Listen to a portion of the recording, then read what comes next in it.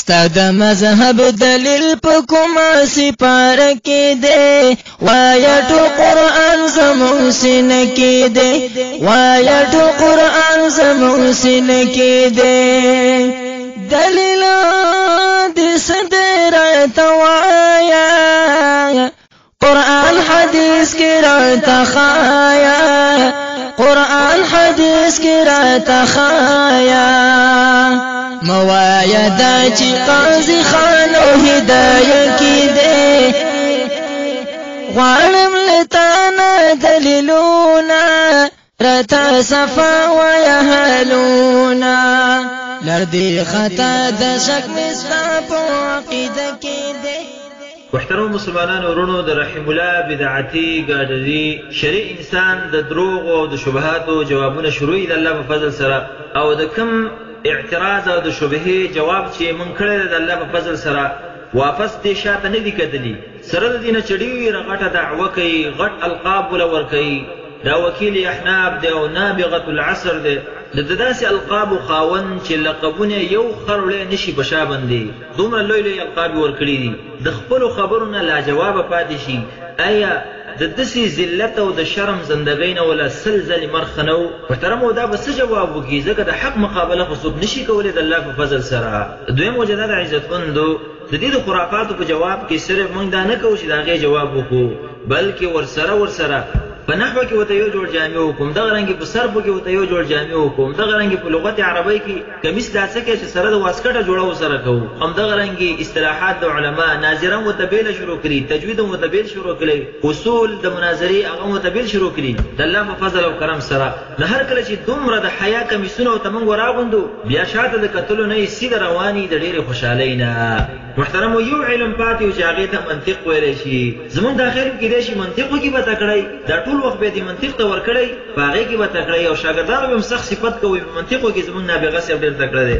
خو مسلمانانو دغه لا څه غرایب او عجایب چې دا نحو او صرف او لغت او ناظره او تجوید دا شي نه دی یاد غرایب او عجایب په منطق کې دی او ته وبجاړی تاسو به وجاړی قسم په الله دا مقصد منطق چې مولا اورېدلې ده او د دې مسکین دا تنبلتوب دا جرات ښکارا شوی دی کچیرته دا وجه نه و چې دا د مسلمانانو ته په دین کې شک اچوي همدغه رنګي د دین اسلام خپل داعین مجتهدینو ته کنځلې کوي او فسق او فجور خلی استعمالوي. والله که دې وی خبرې ولا ما جواب کړی وی دا خو داسې د 13 ذلو قبیلې د الله بندګانو او عجبه دا ده زموږ ملګرو ته دا مسله بار 3 ځلې راستولې ده او ویلي دي که چېرته نه رانیستی د دې خبرې جواب وکړي او خپله په دې مقطع کې ویلي دي چې د دې جواب په تمه باندې به یم. راځئ نابغه صاحب ته خپله غوږ شئ د هغې د خولې نه دا مسله واورئ.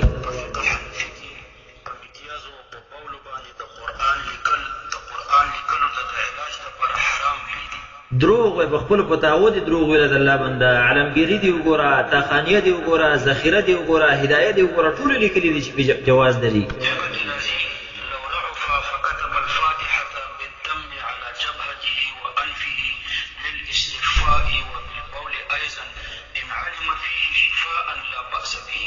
محترم مخکې دینه چې دا خپل د بحر او د سمندر امر علم کې ورنوځي او شروع پکې وکي دا یو کرخه عبارت ویل او په دې کې دوه خطاګانې وکړي چې دا ولا صحیح کوم به ګلونی کی اول دا وای بالدم اذا الله بنده دومره شدونه ته ولي ورکه د سره دومره شدونه دي عزتمندو د شدونو بوجيګانی وسره دي په کلمه باندې یو بوجي شدونه راوړی بالدم بار ته تنبیه مو ورکړي دا بالدم دي. دویمه خطا ده اول سر کې شروع کوي لو رعوفه وی دا رعوفه اصل کې صحیح لغت په دې کې رعافه ده باب د نصره ينصرون ده اما هر شي رعوفه د کرومه یقرمون دا ډیره ضعیفه وجه ده. لکه د لغتو کتابونو ته رجوع وکړه هغې سره ځان اشنا که تاج العروس هغه هم دغسې لیکلي دي مختار الصحاح هغه هم دغسې ویلي دي هغه وایي ورعوفه بالضم لغة فيه ضعيفه يعني د باب د کرومه یقرمون دا وجه کمزوري ده. همدغه رنګې لسان العرب هغه قال الازهري ولم يعرف رعف ولا رعف في فعل الرعاف همدغه رنګ به وی نقل کوي د جوهري قال الجوهري ورعف بالضم لغة فيه ضعيفه نتولي غسي لغت پریدي او کمزور پسې ګرځي لغت ستا کمزور دی نحو صرف ستا کمزور دی منطق به درسته وګوري مذهب ستا کمزور دی دلایل ستا کمزور دي خزه دغه د نابغه غټي علامین دغه. محترم اصل کې مسله ده فقه حنفي کې راغلي دي چې په امتیاز باندې العیاذ بالله امتیاز باندې قران سره لیکل شي د سړی په تندي باندې او یا په پوزه باندې ولیکي د شفا دپاره، دا د هغې نه جواب کوي په منطقي طریقې سره. تاسې ورته غوږ شئ. ان علم فيه شفاء دا مقدم دی، لا بأس به دی تالي دی. شامي صفحه 154. یعنی ان علم فيه شفاء دا شرط دی، لا بأس به دی جزا ده. او د منطقیانو په اصطلاح کې ان علم فيه شفاء دی مقدم دی، لا بأس به دی تالي دی. کله چې د مقدم او د تالي په مابین کې مساوات وي نو بیا رفع د مقدم نتیجه ورکوي رفع د تالي. نو ان علم فيه شفاء دی مقدم، لا بأس به دی تالي. لكن المقدم باطل، یعنی علم د شفا پکې نشته. ځکه شامي فرمایي چې ولم ينقل. علم د شفا د دې لپاره 3 طریقې دي، یا په علم د شفا طبني، یا په علم د شفا عقلني، او یا په علم د شفا نقلني. علم د شفا طبن خو نشته، دا خو بدیهي ده. علم د شفا عقلن هم نشته، دا هم بدیهي ده. یوازې پاتې شوه نقلن. نو شامي فرمایي چې ولم ينقل، یعنی نقلن هم علم د شفا نشته. نو مقدم باطل، مقدم مرفوع، شرط باطل. ان علم فيه شفاء باطل، نو لا بأس به دیم باطل. نو دا لا بأس به چې باطل شو نو معنی دا شو چې به بأس، یعنی دا حرام او ګناه ده. لکه ان كانت الشمس طالعة فالنهار موجود. دلته د مقدم او د تالي په مابین کې مساوات دی، نو رفع د مقدم نتیجه ورکړي رفع د تالي. نو داسې ویلی شي چې لكن الشمس ليست بطالعة فالنهار ليس بموجود. نو دلته هم داسې ده. محترمو د دې په اخره کې به ډېر دباب هم کړی دی او چیلنج یې را کړی دی. تاسې ورته غوږ شئ. مقلدین دې موږ ته جواب راکړي، د جواب په تمه. الحمد لله رب العالمين، والصلاة والسلام على سيد المرسلين وعلى آله وصحبه ومن تبعه بإحسان إلى يوم الدين. أما بعد. محترم مسلمانان ورونو، تاسو د دې خوار منطق واورېد. ما سره داسې القاب نشته چې دې ته ورکم. زه د دې د القابو نه عاجزه شوم او زه یم حیران کړم چې زه دې بنده ته اول څه شی وښیم. محترمو، دې خوار او مسکین به على الأقل 15 کاله منطق تدریس کړی که زیات نه وي. سره د هغې نه په یوه کرښه عبارت کې د ځان په شرمونو وشرموو. د الله بنده دنیا ته پسې خاندي. دا اوس قیاس استثنایي اختراني نه پېژني، مقدم تالي، شرط و جزا، قید دا نه پېژني. دا خو د الله بنده د مرقات خبرې. 3م کلاس کې طالبان وی، واړه ماشومان دا وی. داسې نه چې زمونږ د عوام ورونه دا ګمان ونه کړي چې دا مرقات به کوم لوی کتاب یې 15 جلده وی، زمونږ د مجتهد به بستر نه رسېږي. ای زما محترمو، مرقات یو وړوکې رساله ده، 21 پاڼې ده، 21 پاڼې. ابتدایي طالبان دا یادوي او دا خوار په هغې باندې نه پوهېږي. زما د کعبې په رب باندې قسم وي، والله که ما ته پته وه چې دا دونه شنه بلا ده، والله که د دې د خبرو ما جواب شروع کړی وی. د دې امثال خو زمونږ په هره مدرسه کې په سوونو طالبان دي. د مرقات شاګردان په هره مدرسه کې الحمدلله جامعاتو کې زمونږ شته دی او ډېر ښه پوهېږي په هغې باندې. د الله فضل دی. ګورې محترم، اصل کې عبارت داسې دی: لو رعف فكتب الفاتحة بالدم على جبهته وأنفه جاز للاستشفاء، وبالبول أيضا إن علم فيه شفاء لا بأس به. ګورې لو رعف دا شرط دی او جاز للاستشفاء دا جزا ده. نو مقدمه او تالي دي دلته ختم شو، او دا وبالبول دا عطف دی فما قبل باندې. نه اصل کې داسې دی: لو رعف فكتب الفاتحة بالبول إن علم فيه شفاء لا بأس به. ګورې دلته لو رعف هغه شرط شو، هغه مقدم شو، او لا بأس به دا جزا شو، دا تالي شو. او إن علم فيه شفاء دې ته قید ویلی شي د الله بنده. دې خوار د قید نه مقدم جوړ کړی. دا اوس قید او مقدم او شرط دا نه پېژني. ای محترمو، دغه شرم کې پرېږده. دا لا څه شرم دی؟ شرم یې دا دی چې دا وروسته خبرې یې کړې ده چې وایي ان علم فيه شفاء مقدم دی او لا بأس به دا چې دا جزا ده. نو بیا وایي لكن لا يعلم فيه شفاء. نو هر کله چې شفا پکې نشته نو لا بأس مرتفع دی. محترمو، دې ته وایي د 13 ذلو غبي. قمقله ای قمقله، ځان پوهېږه قیاس استثنایي او قیاس اقتراني دا چې د متصلاتو نه جوړ شوی، نو بیا هغه په 2 طریقو باندې پېژندلی کېږي. اول وضع د مقدم، وضع د تالي، یعنی مقدم حق تالي كذلك. نو بیا دلته داسې جوړېږي لکن شفا پکې شته نو ګناه پکې نشته، داسې جوړېږي.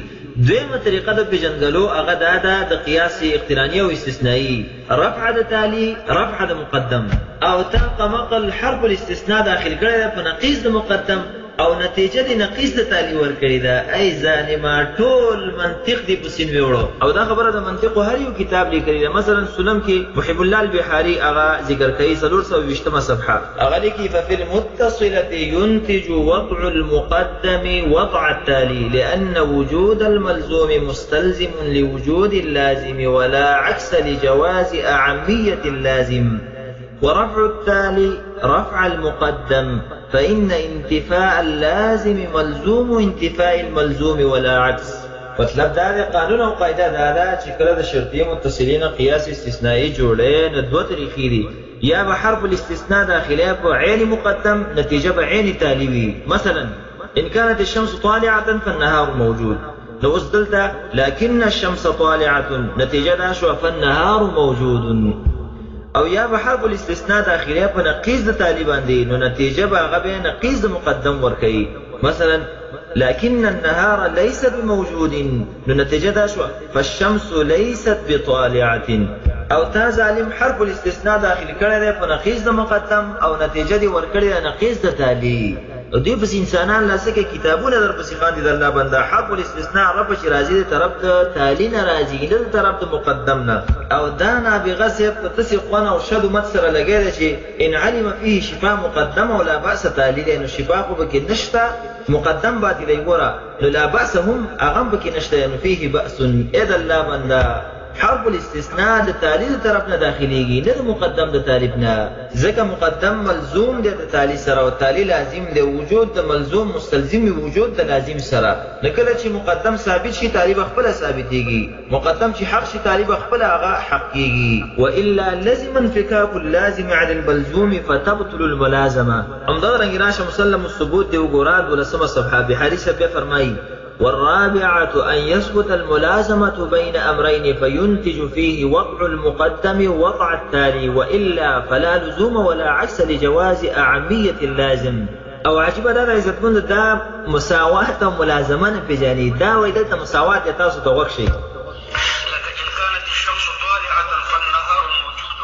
دلته د مقدم او د تالي په مابین کې مساواة لأنه رفع د مقدم نتیجه ورکړي رفع د تالي. اے مسلمانانو په دې خوا اوس مونږ وجاړو که په وخاندو یو مسله یو غم نه ده. دا اوس ملازمه او مساوات نه پیژني. دلته ملازمه د اې د الله بنده د مسلم عبارتونه تا وانه اورېده د سلم دی وانه اورېده دې ته ملازمه وایي. هر چې مساوات دی هغه دې ته وایي چې ما صدقه د احد المتساویین ما صدقه د متساوي الاخر وي. مثلا طلوع الشمس او وجود النهار دې کې مساوات نه دی د الله بنده. دې دواړو کې ملازمه ده. دواړه جدا جدا شیان دي. مساوات داسې لکه انسان او ناطق چې انسان اطلاق چې بچا باندې کیږي هغه به ناطق وي، ناطق چې بچا باندې کیږي هغه به انسان وي. دې دواړو د مساوات دي.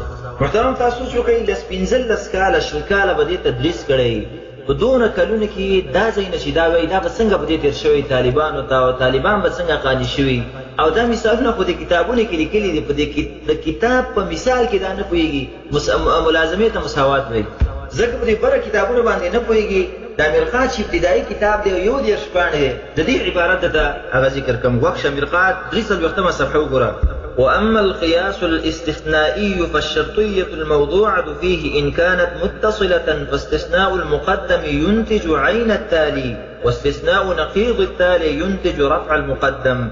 كقولنا إن كان هذا إنسانا فهو حيوان لكنه إنسان فيكون حيوانا. واستثناء نقيض التالي ينتج نقيض المقدم. مثلا إن كان هذا إنسانا فهو حيوان لكنه ليس بحيوان فلا يكون إنسانا. نقول أنت حرف الاستثناء فمقدم من داخل شو نتيجة عين تالي روتلا أو تازالم حرف الاستثناء فنقيض مقدم داخل كده ونتيجة نقيض تالي رئيستري ده او دا نتیجه سل فصلو کې غلطه ده. مثلا مثال بطور ان كان هذا الشيء انسانا فهو حيوان لكنه ليس بانسان فليس بحيوان. او دا نتیجه غلطه ده ځکه حمار خر انسان نه دی او حیوان دی. بقر دا انسان نه دی او حیوان دی.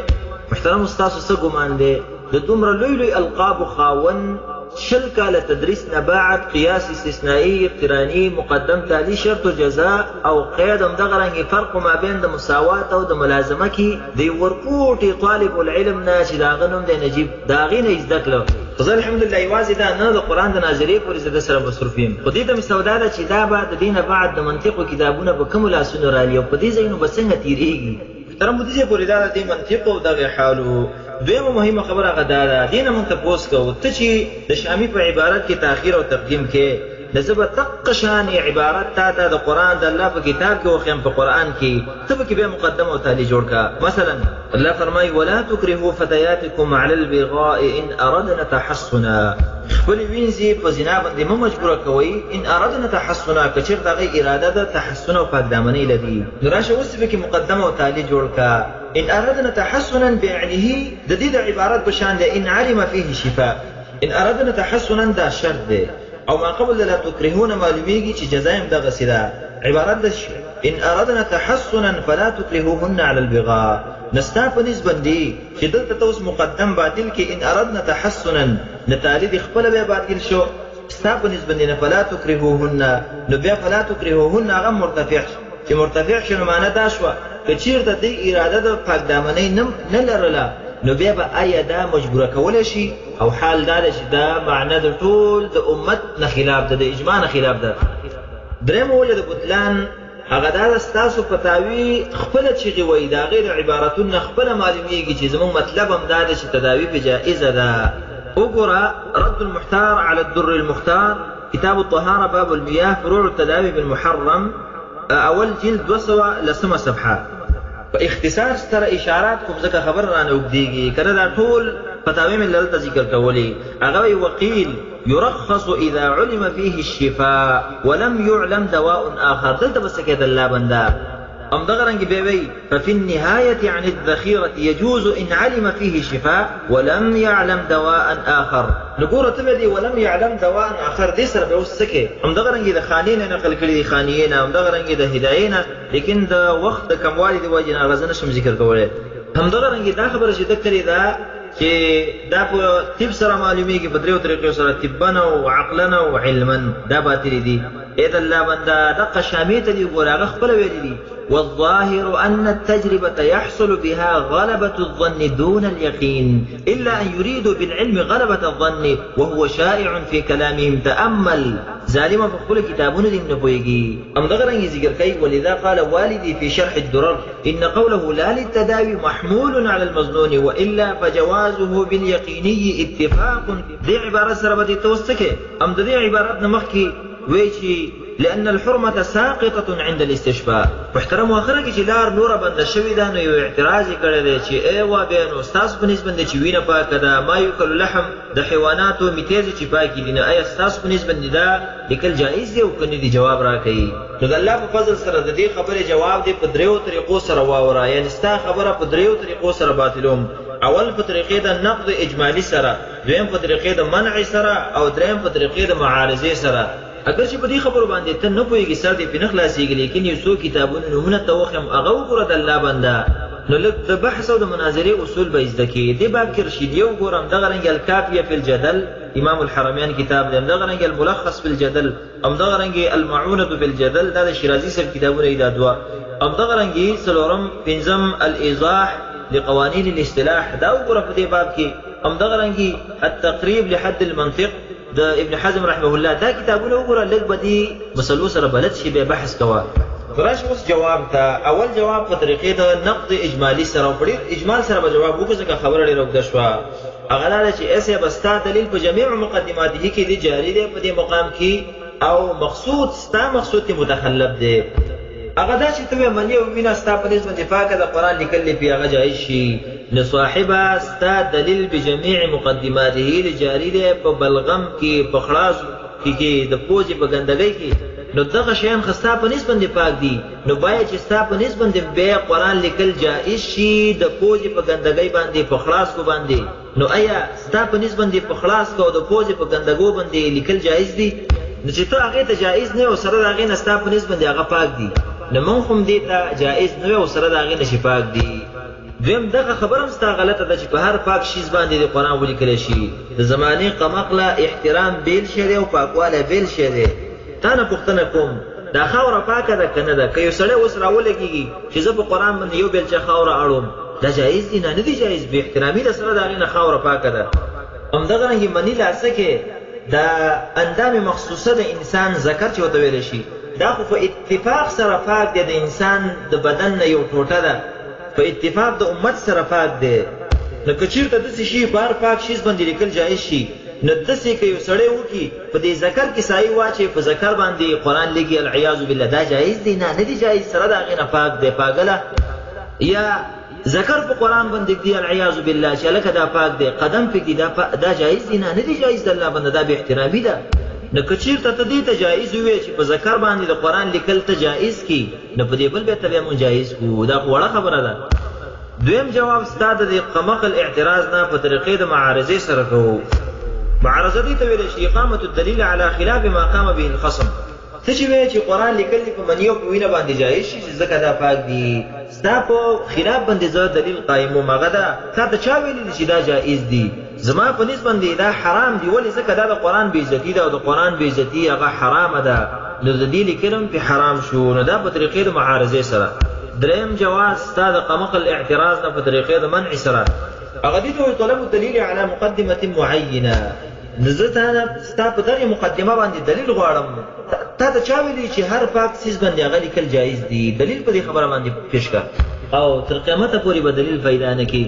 صاحبه دا ستا د هغې چلنج جواب و چې تا وویله چې غیر مقلدین دي د دې جواب وکړي، د جواب په تمه یي. نو موږ تا ته اوس ویو چې موږ د الله په فضل سره جواب وکړو، اوس ته به ته واپس د دې خبرې جواب وکړه، موږ به په تمه یي او تر قیامته پورې به جواب ونه کړي د الله په فضل سره.